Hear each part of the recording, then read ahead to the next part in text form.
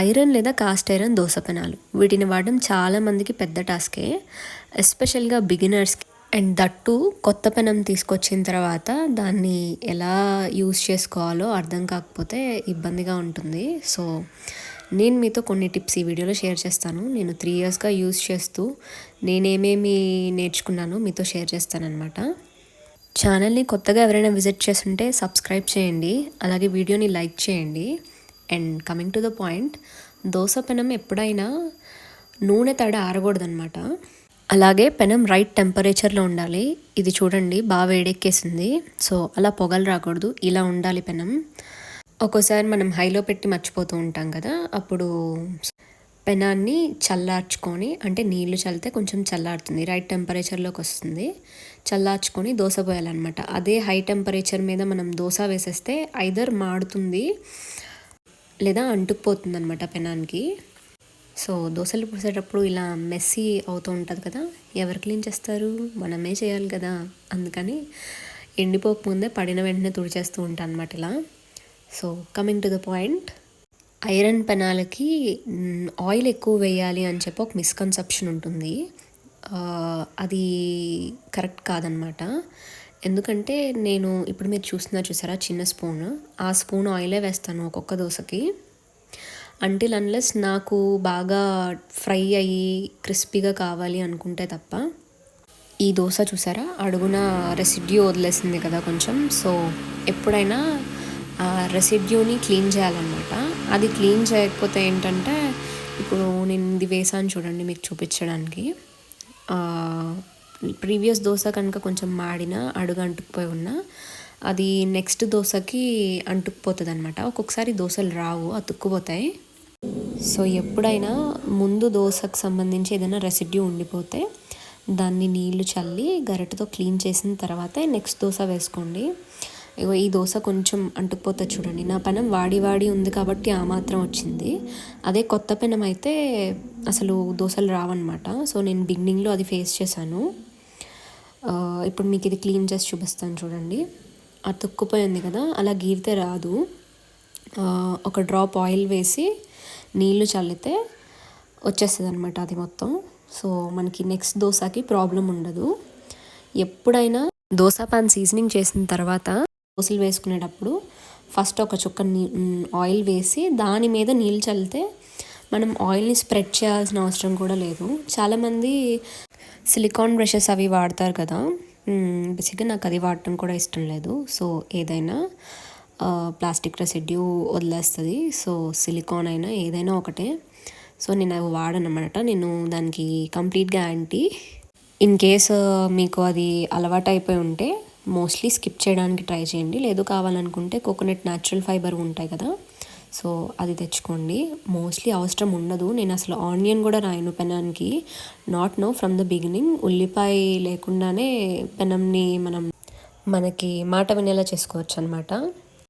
So వేసిన oil ఈజీగా spread అవ్వాలంటే ఒక డ్రాప్ ఆయిల్ వేసి దాని మీద నీళ్ళు చల్లితే చాలన్నమాట.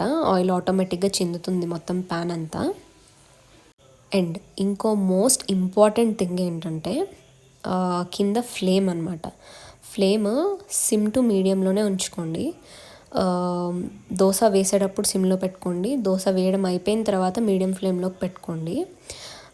ఎందుకంటే దోశ కంప్లీట్గా హై ఫ్లేమ్లో కానీ మీడియం ఫ్లేమ్లో కానీ పెట్టి మనం వేసామంటే చుట్టూ ఉడకదు, మధ్యలో మాడిపోతుంది.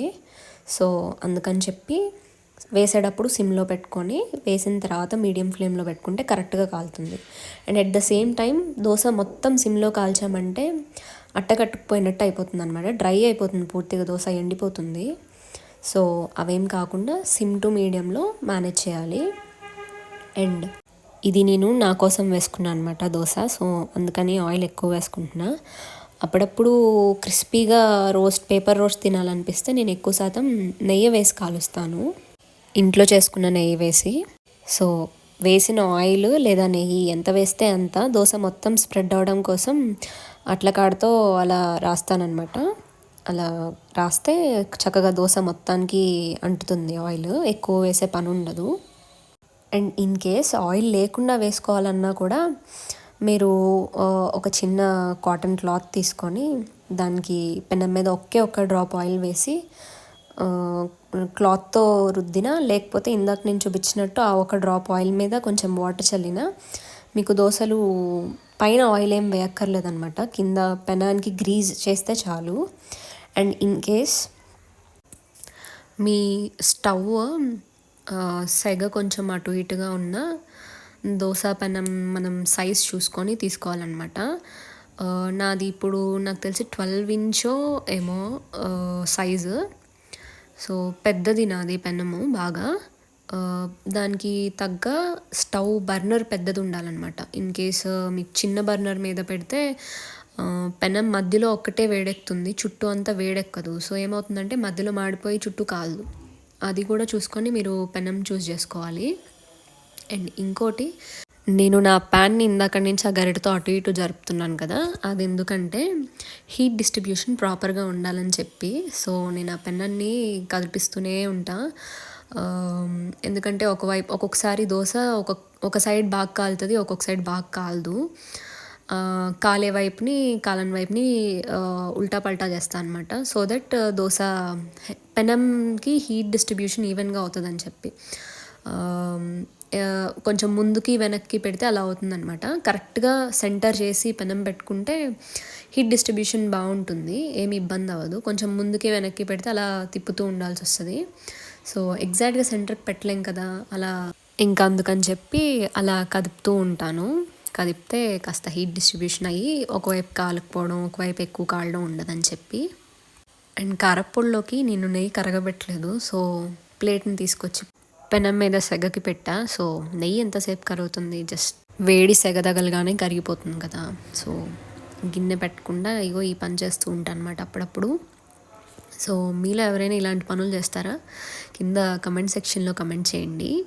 అండ్ దీని సీజనింగ్ వచ్చేసి మనకు ఆన్లైన్లో ఉంది కదా, సీజనింగ్ చేసుకోవాలి. ఒకవేళ ఆల్రెడీ ప్రీ సీజన్ అని చెప్పి అమ్ముతున్నారు కదా, వాటి మీద అయినా సరే ఆ బ్లాక్ కలర్ది ఉంటుంది కదా, అది పోయేదాకా నీట్గా 3-4 సార్లు అయినా తోమాల్సి వస్తుంది. తోమడం, ఆనియన్ని నల్లగా ఫ్రై చేయడం, అదంతా ఆన్లైన్లో మనకి ఆల్రెడీ ఉండేసింది. సో ఆ కంటెంట్ అంతా నేనేం చెప్పట్లేదు, చూపించట్లేదు. బేసిక్గా ప్రాబ్లం మనకి అంటే నేను ఫేస్ చేశాను. ఎక్కడ స్టార్ట్ అవుతుందంటే అందరూ నాన్ స్టిక్ పెనాలు వాడడం మొదలు పెట్టేశారు, మన పేరెంట్స్ కూడా. సో మనకి ఐరన్ పెనం ఎలా వాడాలి, ఏం చేయాలి అనేది కూడా తెలియట్లేదు. సో అంటే ఇవాళ రేపు అన్నీ ఆన్లైన్లో దొరికేస్తున్నాయి అనుకోండి, నేర్చుకుంటున్నాం కదా. అలాగే సీజనింగ్ చేసిన తర్వాత దోశలు రావట్లేదు అని చెప్పి మా అత్త పెనం తీసి పారేసిందనమాట. 2,000 పెట్టి కొనేసి ఉల్లిపాయలు ఉడికేసింది, ఒక 2 కేజీలు ఉల్లిపాయలకి. సో అలాంటి పనులన్నీ చేయకుండా పెనం కొంచెం జాగ్రత్తగా వాడుకుంటారని చెప్పి ఈ నా ప్రయత్నం అనమాట. ఏం లేదు, పెనాన్ని సోప్ పెట్టి తోమకూడదు, మెయిన్ థింగ్. స్క్రేప్ చేసి నీట్గా ఉంచుకుంటే చాలు. బేసిక్గా నూనె జిడ్డు వదలకూడదనమాట, పెనంకి జిడ్డు ఉండాలి కంపల్సరీ. ఓకే, నెక్స్ట్ పెనం స్టవ్ మీద పెట్టినప్పుడు హీట్ మీడియం టు లోలో పెట్టుకోండి. అంటే పెనం వేడెక్కడానికి హై పెట్టినా దోశలు వేసుకునేటప్పుడు మాత్రం హైలో పెట్టద్దు. దోశ మాడిందంటే నెక్స్ట్ దోశకి నూనె అంతా ఇంకిపోయి దోశ రాదనమాట. అండ్ అదో పెద్ద పని అవుతుంది మళ్ళీ. సో దోశలు వీలైనంత వరకు మాడకుండా చూడండి. బేసిక్గా నేనైతే మాడగొడుతూనే ఉంటాను అప్పుడప్పుడు. లోలో పెట్టాను అనుకోండి, మీడియం ఫ్లేమ్లో పెట్టినా మాడిపోతుంది. సో పిల్లాడు ఉన్నాడు కదా, కాస్త పక్కకి వెళ్ళి వచ్చేలోపు దోశలు మాడిపోతాయి. నెక్స్ట్ ఒక డ్రాప్ ఆయిల్ వేసి నీళ్ళు చల్లి నెక్స్ట్ దోశ వేసుకోండి.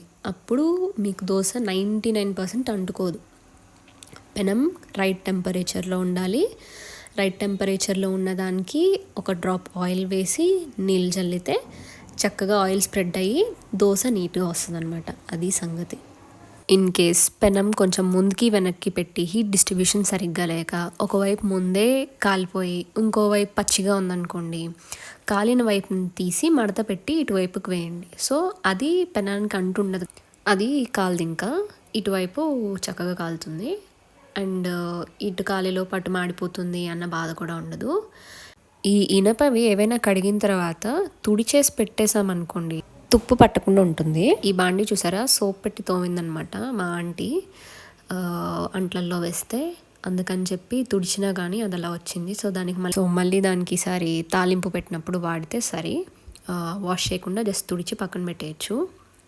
సో బేసిక్గా అన్నీ మిస్ చేయకుండా చెప్పాను అనుకుంటున్నా. ఇన్ కేస్ ఇంకేమైనా మిస్ చేశాను అనిపించినా, లేదా మీకు ఇంకేదన్నా కావాలి అనిపించినా కింద కమెంట్ సెక్షన్లో అడగండి. తప్పకుండా వీడియో చేయడమో లేదా రిప్లై ఇవ్వడమో చేస్తాను. ఇవి వాడటం చాలా సింపుల్ అబ్బా, మనం జస్ట్ అలవాటు అవ్వాలంతే. అండ్ ప్యాంట్స్ లోకల్ మార్కెట్లో కొనుక్కోండి, తక్కువ ప్రైస్కి వస్తాయి. బ్రాండెడ్స్కి వెళ్ళకండి, ఏదైనా ఒకటే. నేను అలానే కొన్నాను ఇవి లోకల్ మార్కెట్స్లోనే. అన్నీ చెప్పాను అనుకుంటున్నా. సీజనింగ్ చేసిన పెనం మీద నూనె వేయడం, నీళ్ళు చల్లడం, దోశ వేసుకోవడం, అంతే. As simple as that. ముందు అలా వేయడం వస్తే ఈ హీట్ డిస్ట్రిబ్యూషన్ సరిగ్గా లేదు, ముందుకుంది వెనక్కుంది, వేడి ఎక్కువైంది తక్కువైంది, అవన్నీ ఆటోమేటిక్గా అలవాటైపోతాయి. సో ఇవన్నీ మాకు తెలియదు అనుకునే వాళ్ళ కోసం చెప్పాను. ఇన్ కేస్ మీకు ఇంకా బాగా తెలుసుంటే కింద కమెంట్ సెక్షన్లో చెప్పండి. సో నాకు తెలియనివి కూడా ఏమన్నా ఉంటే నేర్చుకుంటాను కొత్తగా. అండ్ ఐరన్కి కాస్ట్ ఐరన్కి డిఫరెన్స్ ఏంటి అని నన్ను అడిగితే, దోశలు కాస్ట్ ఐరన్ మీద నాకు ఇష్టం. అండ్ ఊతప్పము, దిబ్బ రొట్టెలు అలా బండగా వేసుకునేవి ఏమన్నా ఉంటే నాకు ఐరన్ పెనం మీదే బాగా వస్తున్నాయని చెప్పి అనిపించింది. నేను 2 వాడాను కాబట్టి నేను ఆ డిఫరెన్స్ గమనించాను. సో దోశకైతే కాస్ట్ ఐరన్ బాగుంది. చపాతీకి వాటికి ఏది వాడాలన్నా ఐరన్ పెనం సరిపోతుంది. కాస్ట్ ఐరన్ ప్రైస్ ఎక్కువ కదా.